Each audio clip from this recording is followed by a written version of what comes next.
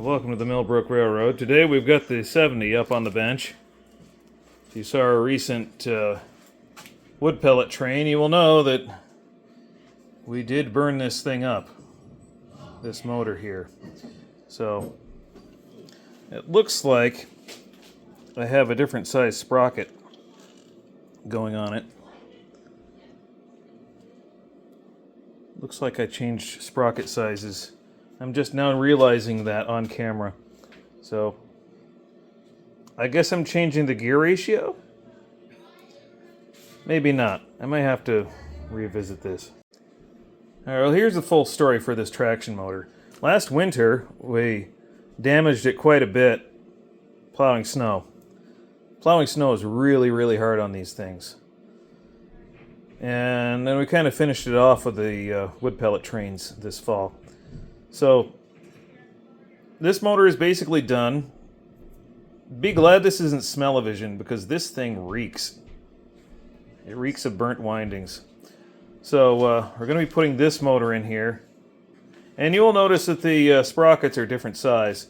So this is 6 mile-an-hour gearing, this is 8 mile-an-hour gearing. So we're going to be derating the engine.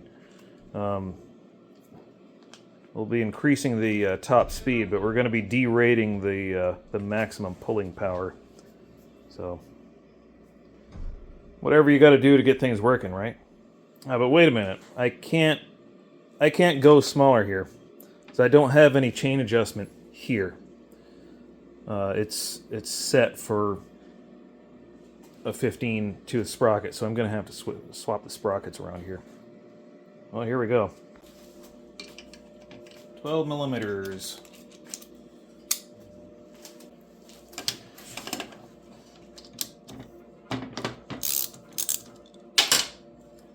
Left-hand threads.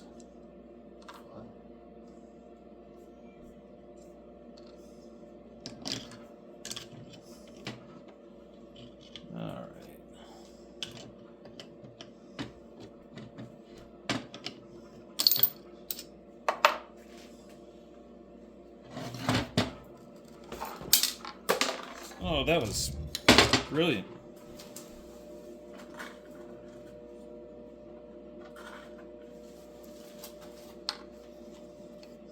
There we go.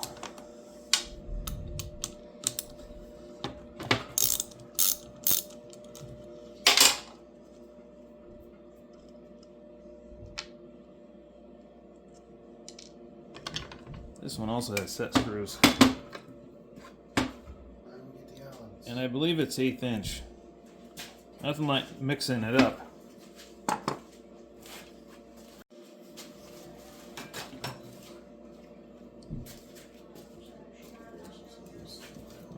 Let's see. There we go. It's loose.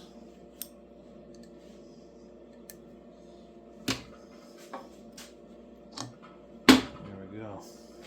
Little Swiss cheese sprocket. Alright, we'll get rid of this stinking thing.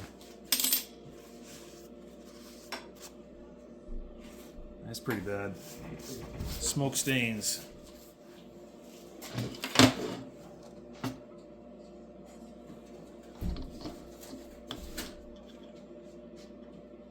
That is a D sprocket.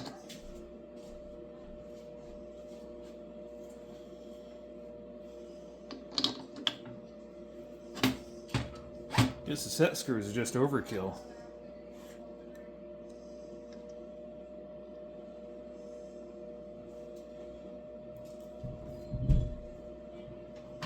It's okay, a little overkill never hurt anybody, right?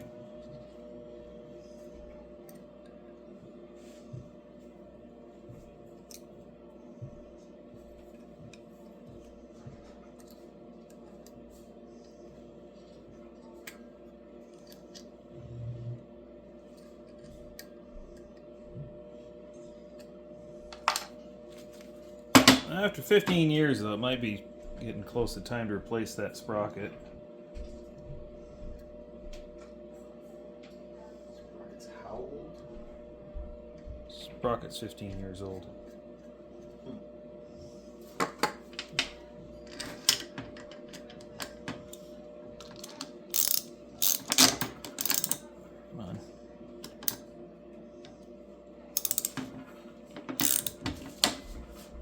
go.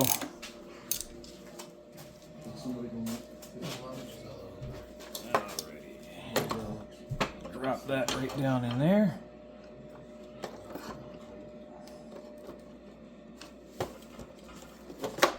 Try not to get tangled in other things. Alright, now this sprocket here shouldn't do that. So what we're going to do is tighten that up.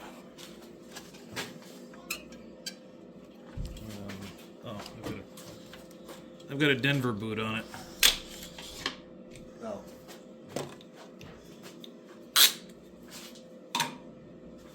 Keeps it from falling off the table. Oh my, well, that's kind of stuck there. Guess it wouldn't have fallen off anyways. There we go. Okay. I have access to it anyway.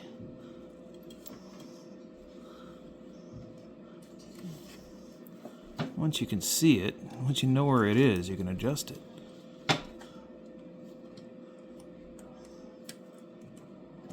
Way down there. Hard for you to see, hard for me to see. I'm looking straight at it and I can't even see it.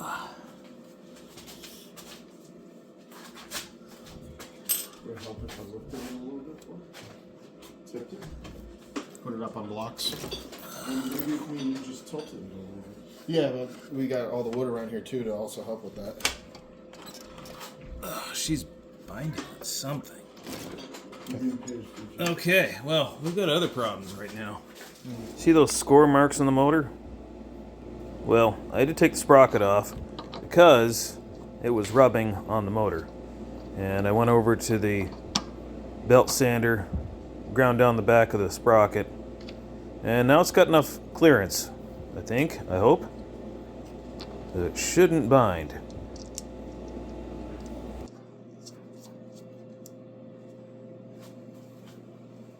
So now I think it's safe to put the chain back on. And yes, that is a very dry chain, but we'll take care of that later. First, let's mount the motor back on. Just one more bolt. There we go. We'll tighten that down. Check for binding, and it should work.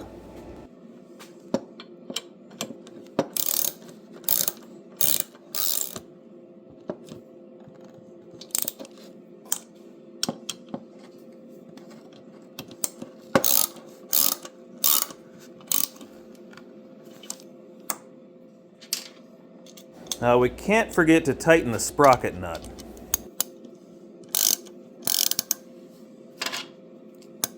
Just have to get these pliers on here to hold the chain. Maybe. Oh, that could have gone better. Well, let's try this again, shall we?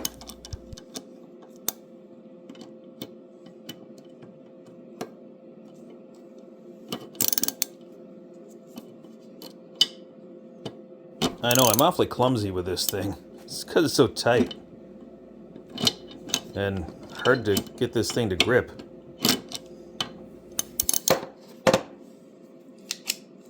Much harder to just tighten the chain, or tighten the sprocket here, when there's a chain on it.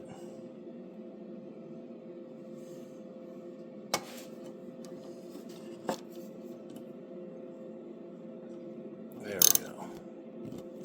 That's what I need right there. We'll call that close enough.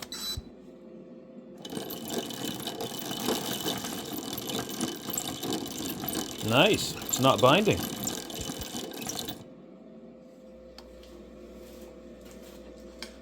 So that's a new motor in. Now I've got to lube the chains. Now the reason I put these rags under here is so the chain lube won't get all over the welding table.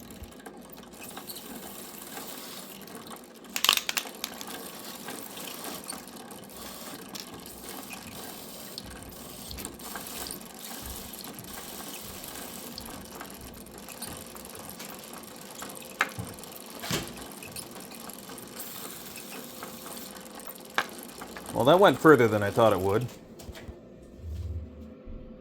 Well, I managed to hit the garage door and miss the chain. I really like the trim feature on these radio controls. It means I can do this. I don't even have to touch the throttle now.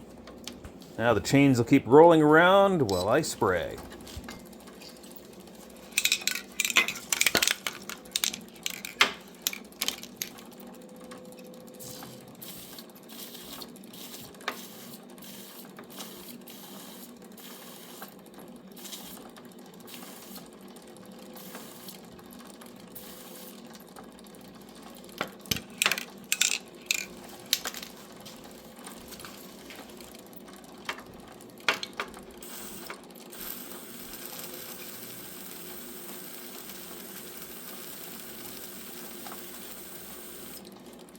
If it looks like I'm overdoing it, it's because I am.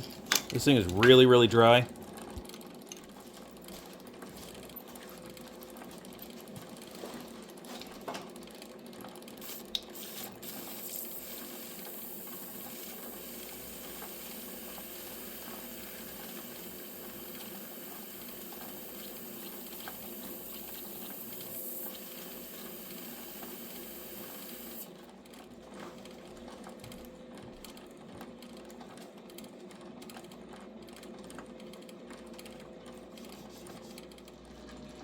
Taking a little time to work the Molly chain lube into the chain here. It was pretty dry, so I figure I'll run it on slow speed for, I don't know, 10-15 minutes. Work all that stuff into the chain real good. I mean, it couldn't hurt, right?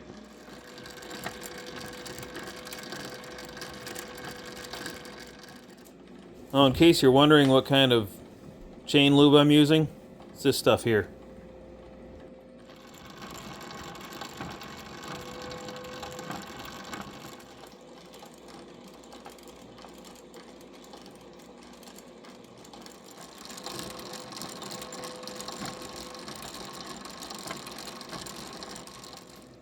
I got this crazy idea of putting a shroud around the chain, so put this piece of tetanus around the chain off camera. This does look like just asking for a case of tetanus, doesn't it? Oh well. I'm up on my shots, so I'm good. Wow, that's it with the batteries. Oh! While I have the hood off, I've got this problem here on the end where the bottom is bowing in. No, that's not lens aberration. That is not an optical illusion. Bottom part of this hood is, well, the sides are closer together than they are on the top. So, I think what I'm going to do is I'm going to put a 3/4 inch shim here and a 3/4 inch shim here. And that will take up the space down here between the running boards and the battery tray. I think that'll work. I think this block is going to work just fine for it. Doesn't have to be anything other than a piece of wood. And I can cut a couple of wedges. Or maybe just cut a couple of straight pieces and around the edges of them. Somewhere around there. Something like that. I don't know. Let's try something anyway. So I'm going to go out to 750. As I've already measured it.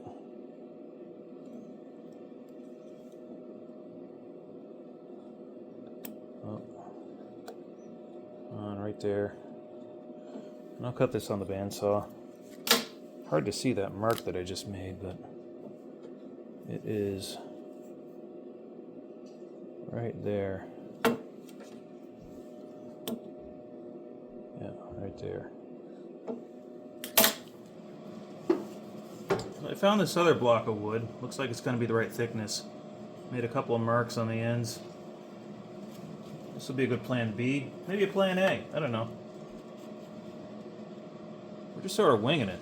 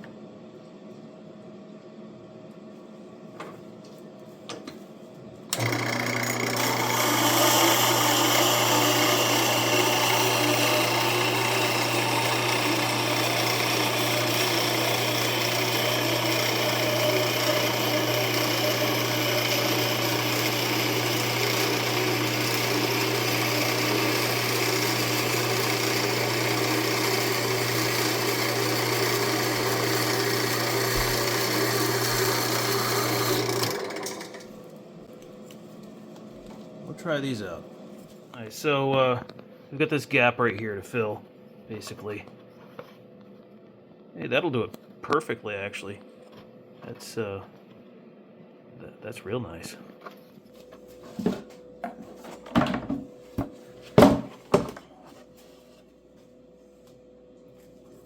we're gonna glue one right here in this corner, and we're gonna glue one right here in this corner. I'm not going to bother putting screws through it or anything, I'm just going to glue it.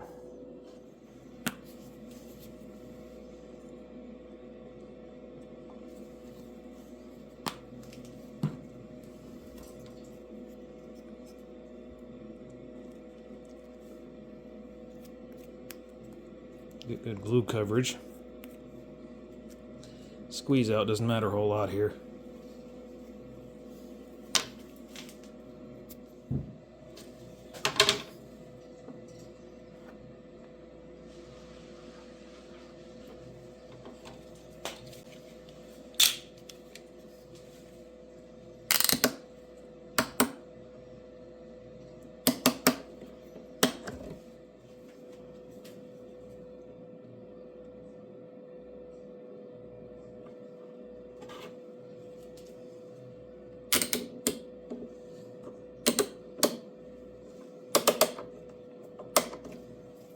While I'm in here, I want to tidy a few things up here, like this charge cable, and I'm going to tie that to the rest of the wiring harness.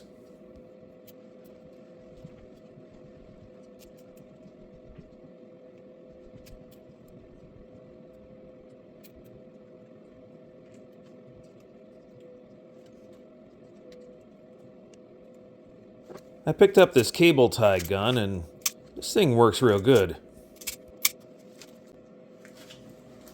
That's better. The wood glue has now had 24 hours to dry, so let's take the clamps off. And let's give this thing a test fit. I hope it fits.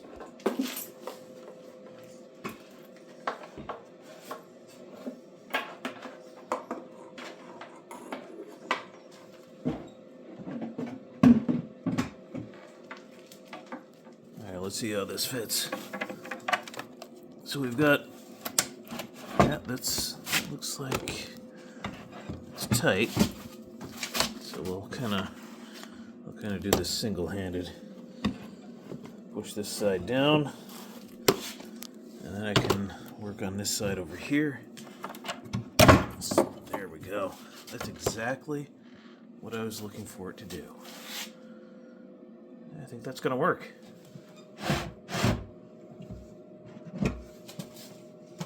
You know, for some reason I expected this to just slip in place.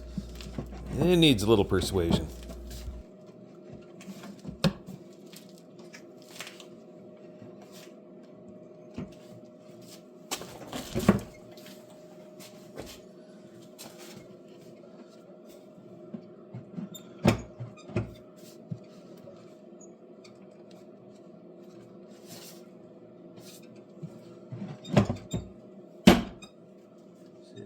This fit. There we go.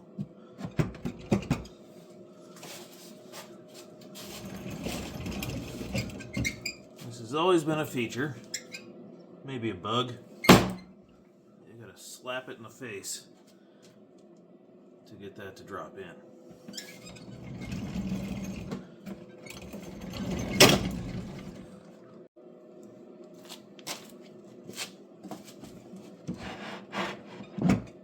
Still comes apart nicely too.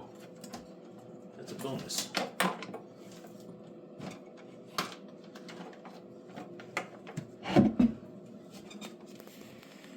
So I'm having a problem getting this nut off. It's been heated up a lot, and you can see the heat shrink has been overheated. But oddly enough, that is the charging cable right there. It's not the cable that the traction motor comes off of, so a little bit puzzled. I think the batteries might be in worse shape than I thought. I'm looking at this. The batteries are 3.5 years old. Maybe I should look at the state of my charger. Might not be charging well. And anyway, I usually get 3 to 5 years out of these batteries anyway, so it might be time to replace them. This nut is kind of stuck though, so I've got to get some WD-40 on that, get it soaking. Whatever is buggering up the threads, got to clean that up. Hopefully without breaking the stud off the battery. That would be catastrophic.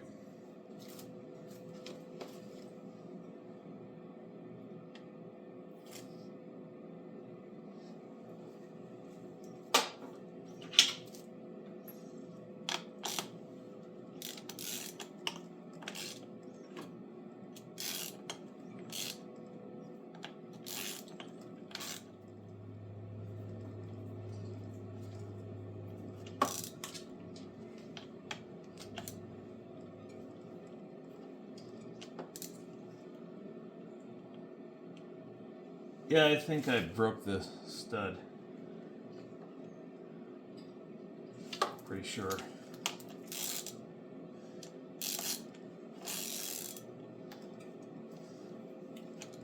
Yeah. So I'm gonna have to cut this battery off. This is something I didn't expect to have to deal with. Figure out how to fix it somehow. So I have to cut that stud off of the battery. And maybe I can get more use out of the battery by getting some kind of a post or something, some terminal to put on the other post. I think all may not be lost with this battery. However, I should probably check the voltage. Yeah, I'll check the voltage. We'll see how it's doing.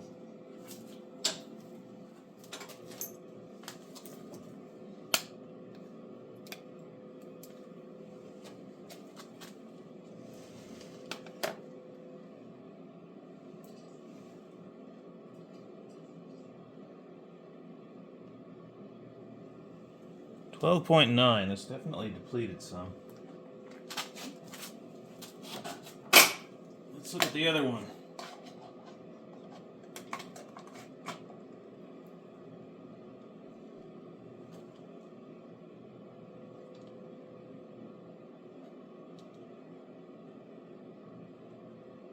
The other one's at 14.6, 14.8.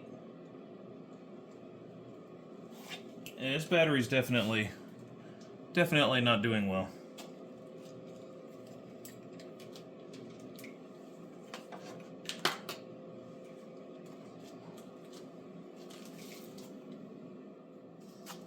So let's pull this battery out, and we'll cut the stud off it. It's the only way I'm going to get those wires off without cutting the wires. I care more about the wires than I do the battery. This battery is not the easiest thing to put in and out of this locomotive. Okay. Try to get it away from that. There we go.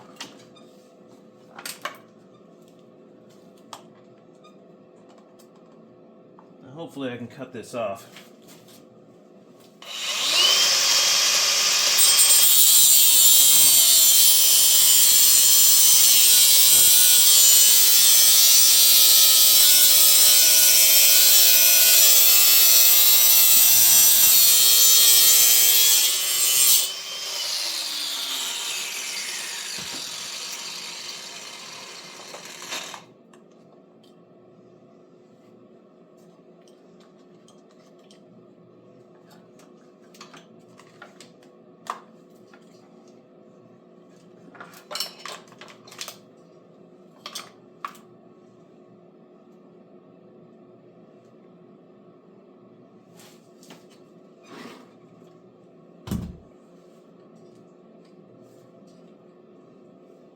Let's pop the cover off of this.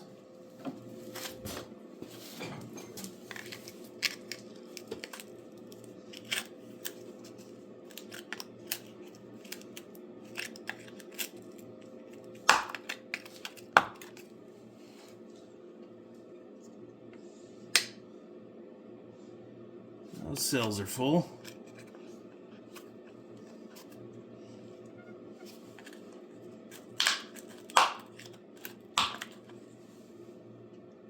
Those cells are full.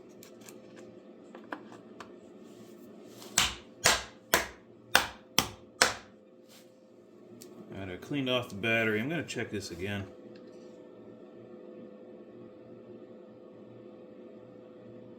Well, now it's at 13 volts.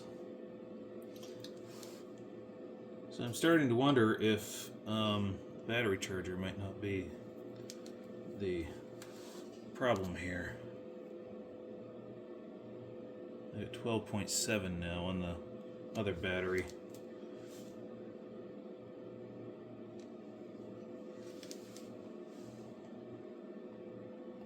12.8, 12.9. Okay. So battery's okay. I just got to get another terminal.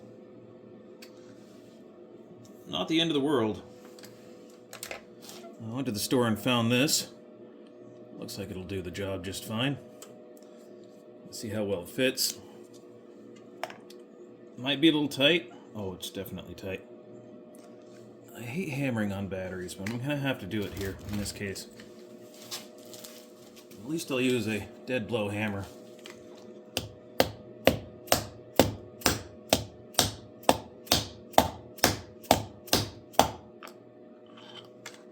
That was unfortunate.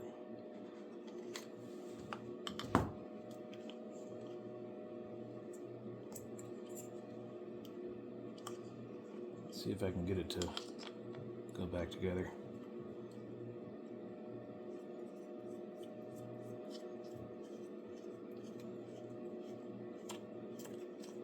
Ah, there we go. Well, it's not ideal, but, well, it's on anyway. I'll tighten this up with a wrench.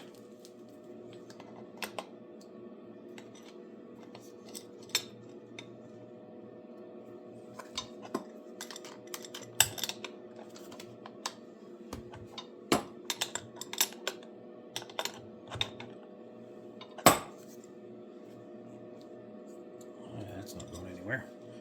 Let's just hope it fits in the cab now. You know, on second thought, this doesn't have to fit in the cab. This one can fit in the cab.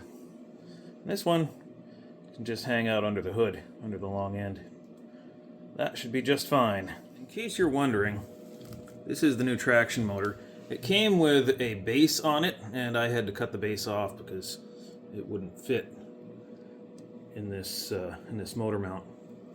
I had ordered one without a base on it, and they sent me one with a base anyway. So when I ordered the last batch of motors, they all came with bases, and I couldn't return them.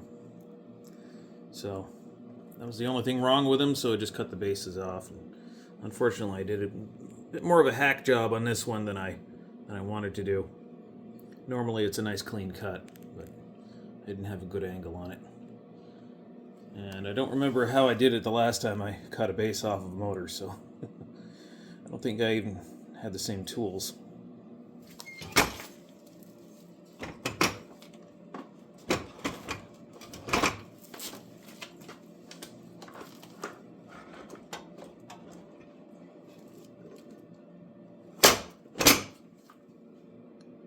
So with the struggle, I had to put the battery in. I know some of you are wondering why I don't just cut these off. I'm not really using them. Well, I actually have a reason. Unfortunately, I couldn't find it, but I have a box that goes on top of this, has a fan on top of it. It's about a half built so far active cooling system for the traction motor. It could have come in handy in the past year or so, or the past couple of years since I made it, but I haven't got the thermal on-off circuitry finalized yet. Another one of those things I do eventually have to get back to, but that's another unfinished project. I'm sure you have one or two of those lying around.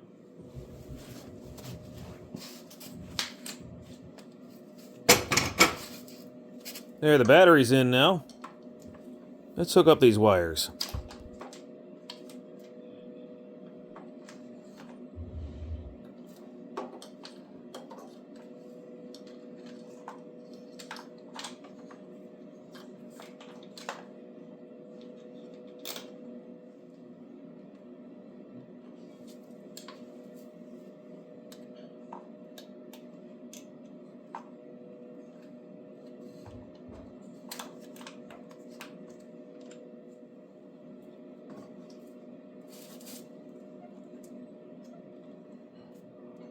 .8 on that one.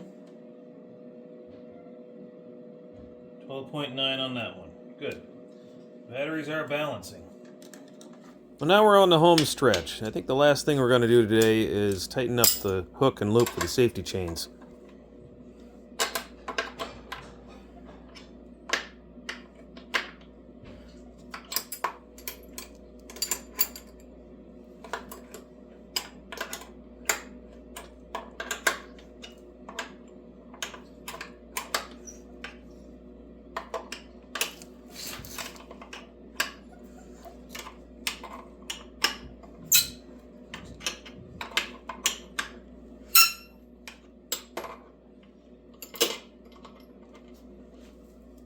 That'll work.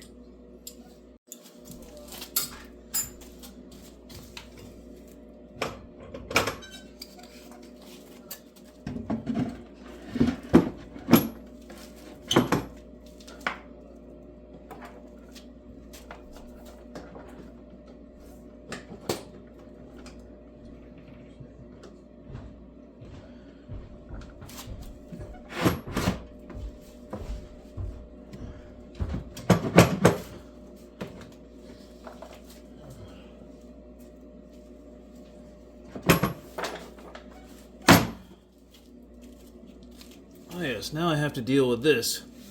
This power switch here has a little bit of corrosion in it. It happens with these cheap radios, but, well, if that's the only drawback I have to deal with for buying a $30 radio, then, well, that's the only drawback. Alright. WD isn't my first choice, but a little bit of it is okay inside a switch. There.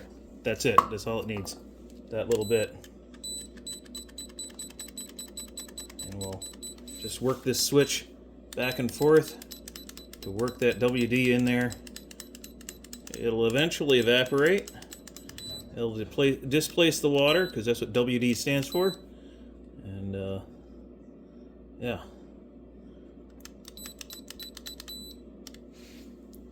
That'll work for now.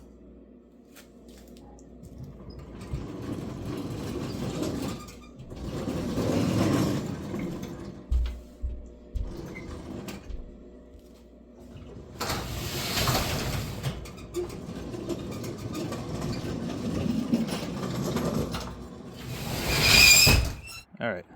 You gotta hear this.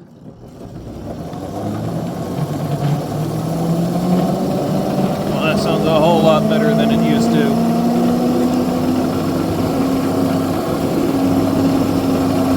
Amazing what a little maintenance will do.